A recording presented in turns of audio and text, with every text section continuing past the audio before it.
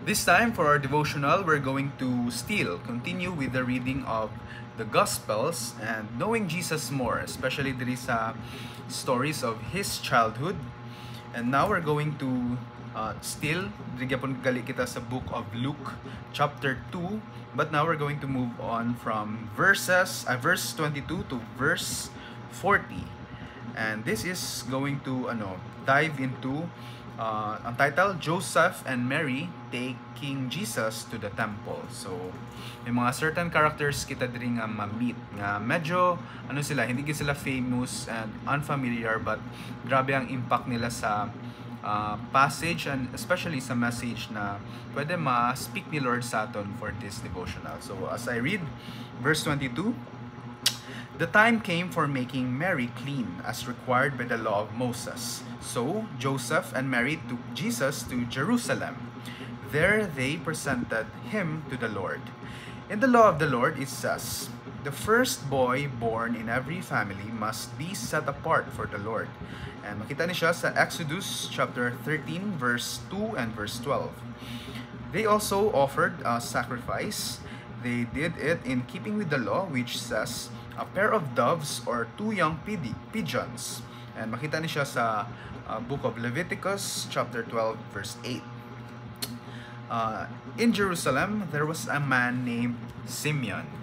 He was a good and godly man. He was waiting for God's promise to Israel to come true. The Holy Spirit was with him. The Spirit had told Simeon that he would not die before he had seen the Lord's Messiah. The Spirit led him into the temple courtyard. Then Jesus' parents brought the child in. They came to do for him what the law required. Simeon took Jesus in his arms and praised God. He said, Lord, you are the king over all. Now let me, your servant, go in peace. That is what you promised. My eyes have seen your salvation. You have prepared it in the sight of all nations. It is a light to be given to the Gentiles. It will be the glory of your people, Israel. The child's father and mother were amazed at what was said about him. Then Simeon blessed them. He said to Mary, Jesus' mother, this child is going to cause many people in Israel to fall and to rise.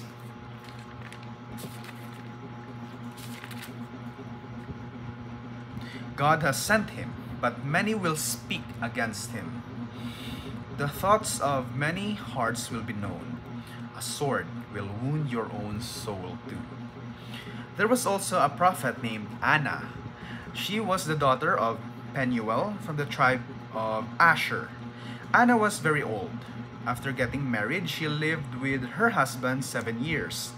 Then she was a widow until she was 84. She never left the temple. She worshipped night and day, praying and going without food. Anna came up to Jesus' family at that time. She gave thanks to God and she spoke about the child to all who were looking forward to the time when Jerusalem would be set free. Joseph and Mary did everything the law of the Lord required. Then they returned to Galilee. They went to their own town of Nazareth, and the child grew and became strong. He was very wise.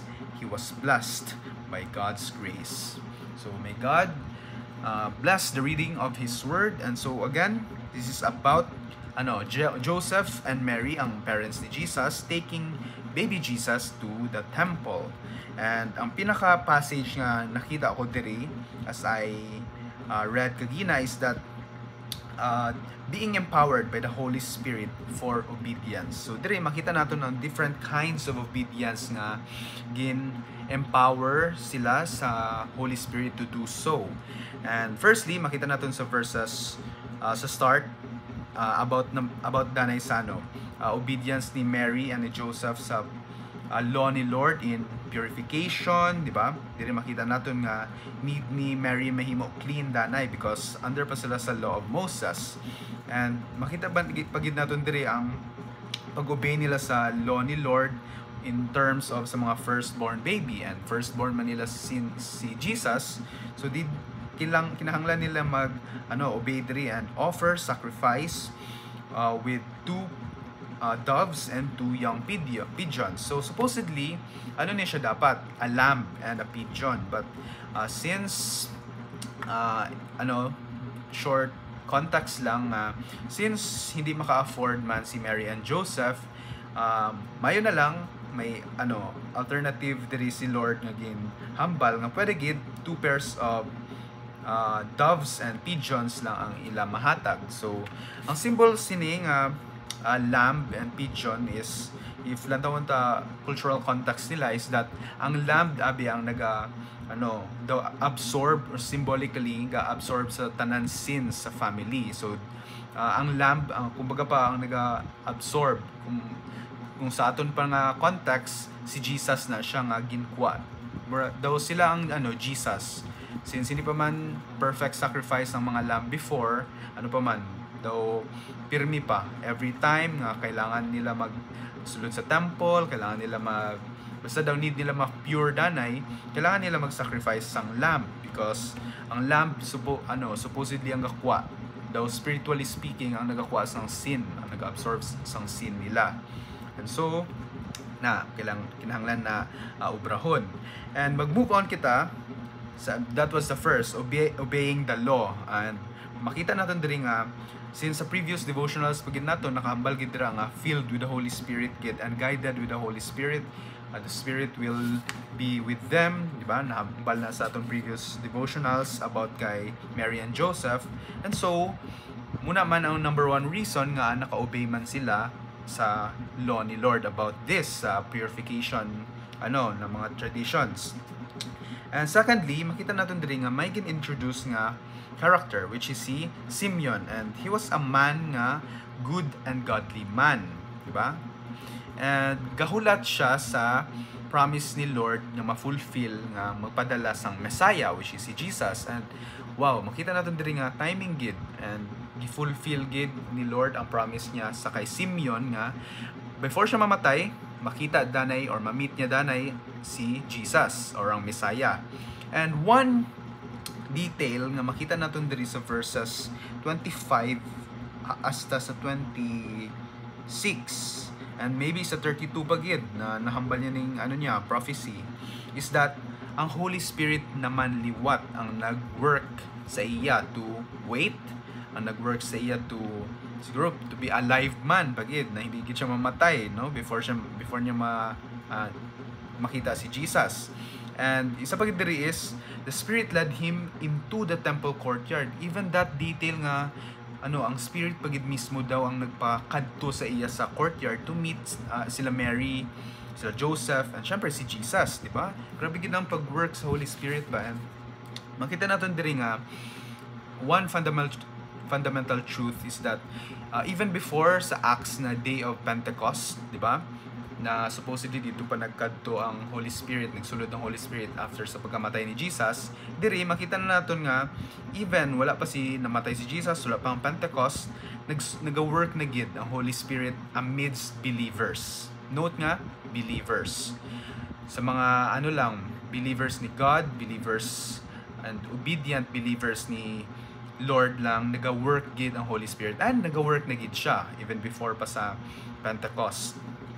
And another theory is that hindi lang through works, actions, or mga orchestrate sa mga nakalatabo ang Holy Spirit nag-work, but also sa words niya.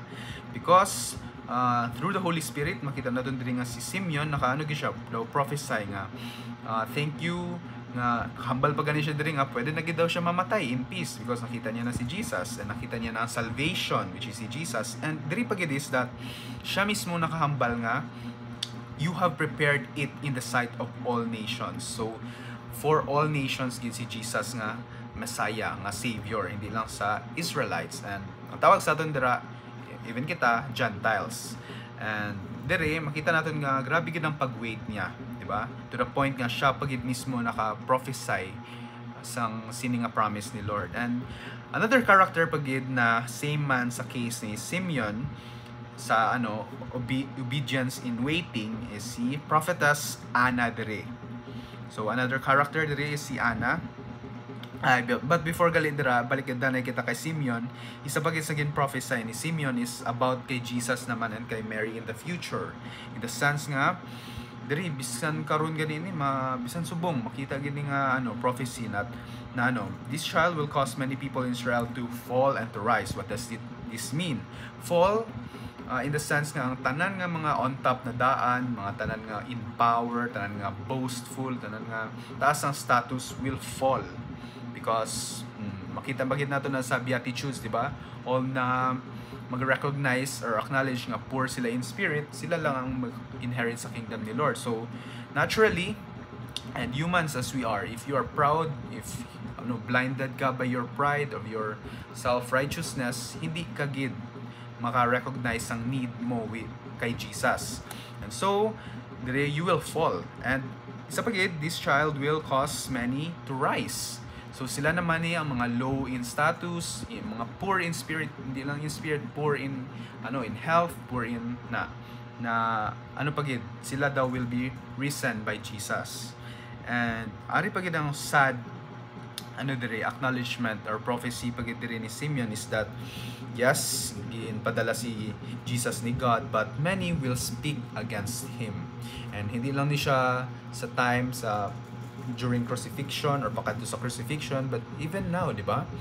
It is a fundamental truth that hambal sa Bible, ari na diri ang revelation na from God gid si Jesus, and we only need to believe and receive him, but wala, many will still speak against him because humans as we are, muna gid man ang ang aton nature. And sa verse 35, makita naton diri nga the thoughts of many hearts will be known. So the thoughts of many hearts. So again, in Proverbs nakahambal and in Jeremiah that the heart is very deceitful, and so since many will speak against him, di na maghalin ng ila sentiments nga being against kay Jesus, syempre sa heart. So makita ang thoughts of their heart, their inner thoughts. Inner thoughts is meaning sa heart gid halin. So magpagwa gid, makita gid, mag-produce gid sang bad fruit ang ila sentiments. And diri pa gid, a sword will wound your own soul too. And ginahambal ni Simeon sa kay Mary because supposedly kay Mary and kay Joseph man, but since mamatay man si Joseph before sa sacrifice ni Jesus, death and resurrection niya, so kay Mary gid ni matupa nga prophecy na even siya will be wounded by all these events in the future. And sige, next, move on kita sa next number 3, sa next character nga ma-introduce, which is si prophetess Anna. So dire makita natin nga small detail lang, halin siya sa tribe of Asher. So that is one of the 12 tribes of Israel. So with that, ma-confirm natin nga hindi lang siya for, di ba, si Jesus from the tribe of Judah, tribe of the kings. So hindi lang siya sa tribe of Judah nga prophecy, but all the tribes gid, even ang Asher, small tribe man siya sang Israel, and di ba, even that small tribe sakop siya sang fulfillment of the prophecy and the promises ni Jesus through Jesus. And diri makita natin nga si Anna, same sila story ni Simeon in the sense nga waiting sila, obedience in waiting. Nga very old na si Anna, di ba? 84 na siya, but she never left the temple. She worshiped day and night, praying, fasting. And so makita natin diri ang patience, di ba? One of the fruits of the Holy Spirit is patience. And so ma-imply gid natin diri nga even si Anna pagid diri, di ba? Si Simeon na nakahambal directly nga filled with the Spirit gid. Diri si Anna makita natin nga siya man because of her patient and serving while waiting kay Lord. And makita natin diri kay isa pa gid is na-fulfill man ang promise ni Lord sa iya na even siya ma-meet niya gid ang ginahulat sang Israel na Messiah, di ba? And ang iya na ubra gid at pinaka na una niya gid nga ubra is to give thanks to God, and she spoke basta na confirm gid niya nga si Jesus na gid ni amo na gid ni ang Messiah nga ginpadala. And lastly, makita pa gid naton diri hindi lang sa kay Mary and Joseph, hindi lang kay Simeon, hindi lang kay Hindi lang kay Anna nag-work ang Holy Spirit, but also kay Jesus.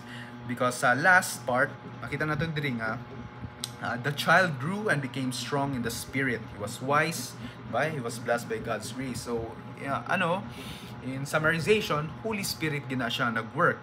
And makita natin diri nga, daw nagtahi lang na siya balik sa number 1, which is ang obedience sa law ni Mary and Joseph. And this time, obedience sa law naman ni Jesus. Because one detail, makita natin na sa First Peter and sa Hebrews nga, Jesus was sinless. Wala gid, blameless gid si Jesus. And muna siya, mabalik yapon sa start na atong about sa lamb sacrifice nga tanan, because pure ang lamb, tanan nga sala makadto sa iya, sa lamb.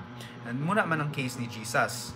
Ang aton mga sala nakadto sa iya despite and that was muna man ang only reason nga capable or pwede nga kay Jesus makadto ang aton mga sala, because wala siya sala in the first place, daw siyang nagkuha sa aton sala.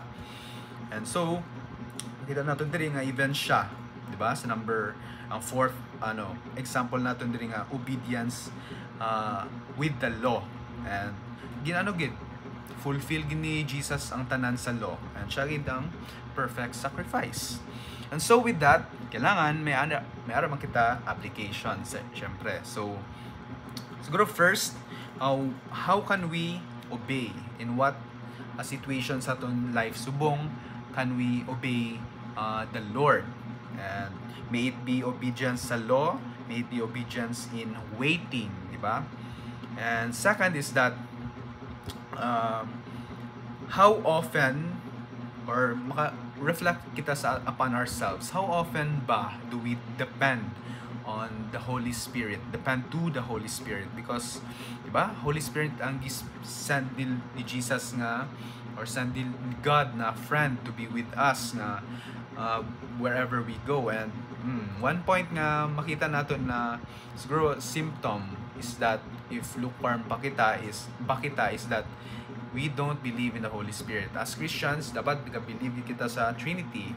If hindi natin matawag natin sa mga Christian, because Father, Son, Holy Spirit, muna gid si God that we believe in diri sa Bible, sa aton Bible. And muna man ang reveal ni Jesus sa aton, ni Lord, the Father. Diba? And so, ang Holy Spirit naman ang the one that is working in us, amidst us, through us, diba? Muna siyang gidpadala ni Lord to be the friend, to be a guide sa aton as we navigate in this world, di ba nga? Hindi makita taga diri because we are citizens of heaven. We're just explorers, sojourners of this world. So need naton sang guide, and that is the Holy Spirit. And so let us reflect and ponder upon ourselves kung gapati, how often do we call upon the Holy Spirit, and how dependent are we sa iya. So that's it for our devotional for this time.